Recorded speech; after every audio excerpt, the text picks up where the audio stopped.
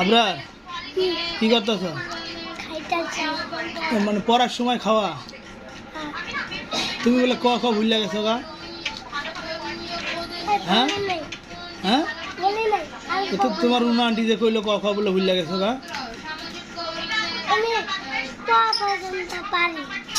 কি পর্যন্ত? প পর্যন্ত? তো তুমি ক থেকে প পর্যন্ত পড়ো দিই।